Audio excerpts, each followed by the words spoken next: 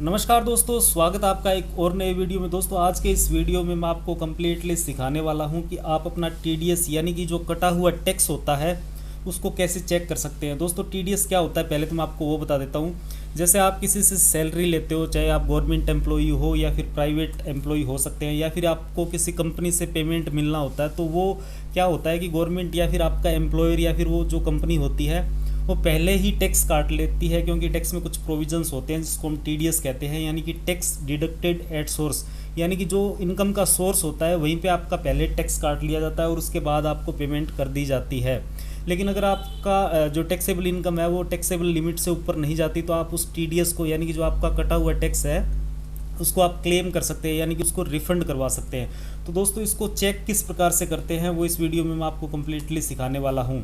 दोस्तों इसको चेक करने की ज़रूरत इसलिए होती है क्योंकि जो आपका एम्प्लॉयर होता है, चाहे आप गवर्नमेंट एम्प्लॉई हो या फिर प्राइवेट एम्प्लॉई हो या फिर किसी कंपनी से पेमेंट ले रहे हो, तो उनको भी जैसे आपका जो टीडीएस काटते हैं उसके अगेंस्ट उनको एक टीडीएस की रिटर्न जो फाइल करनी होती है, जिससे क्या होता है कि वो पोर्टल पे अपडेट होता है और उस पोर्टल पे अपडेट होने के बाद ही आप पूरा रिफ़ंड ले सकते हैं। लेकिन कई बार क्या होता है कि टीडीएस की रिटर्न वो फाइल करते नहीं है या फिर लेट सेट कर देते हैं, तो आपका रिफ़ंड पूरा क्लेम नहीं हो पाता। तो इसलिए आपको चेक करना चाहिए, आप जो भी इनकम टैक्स आपकी फ़ाइल कर रहे हो उससे पहले आपको टीडीएस चेक करना चाहिए कि आपका कितना टीडीएस कटा हुआ है।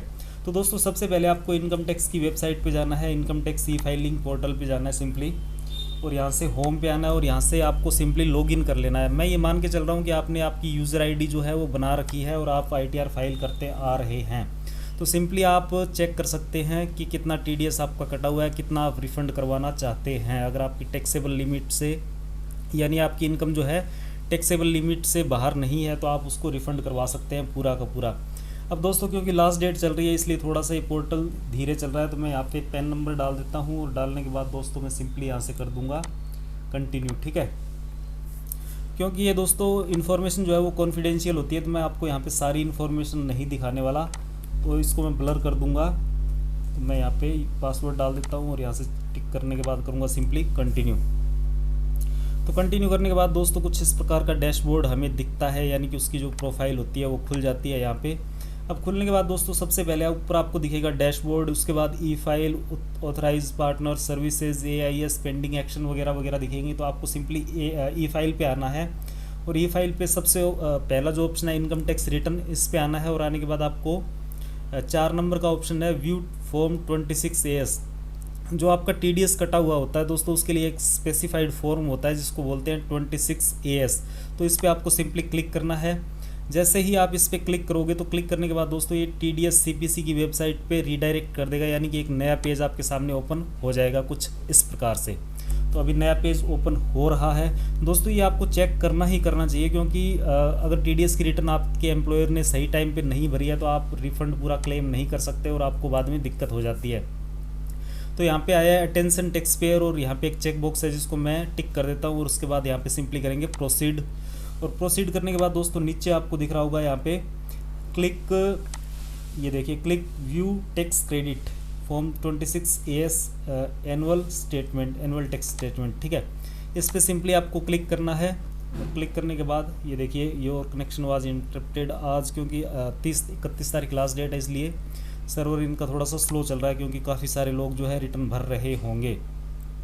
तो यहाँ पे आपको असेसमेंट ईयर सेलेक्ट कर लेना है, जिस भी असेसमेंट ईयर का आप चेक करना चाहते हो कि कितना टैक्स आपका कटा हुआ है। तो मैं यहाँ से 23-24 यानी जो असेसमेंट ईयर करंट का है उसको सेलेक्ट कर लेता हूँ। और यहाँ से व्यू एज में दोस्तों HTML और टेक्स्ट है तो HTML कर देंगे, जो कि एक इंटरनेट का पेज खुलेगा, और यहाँ पे व्यू एंड डाउनलोड पे क्लिक कर देते हैं।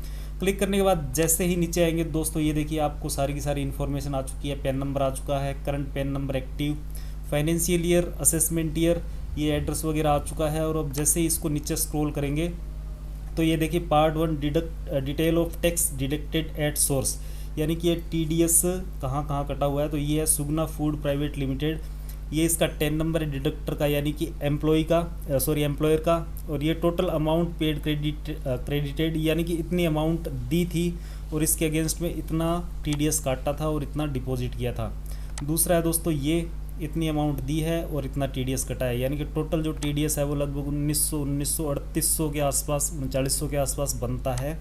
तो ये आप रिफंड में क्लेम कर पाएंगे अगर आपकी टैक्सेबल इनकम स्लैब रेट से ऊपर नहीं जाती है तो इस प्रकार से दोस्तों आपको चेक कर सकते हैं, अपने मोबाइल से भी चेक कर सकते हैं या लैपटॉप से चेक कर सकते हैं, काफ़ी ज़्यादा ईजी होता है। तो दोस्तों ये था वीडियो कि किस प्रकार से आप जो है अपना कटा हुआ TDS चेक करते हैं।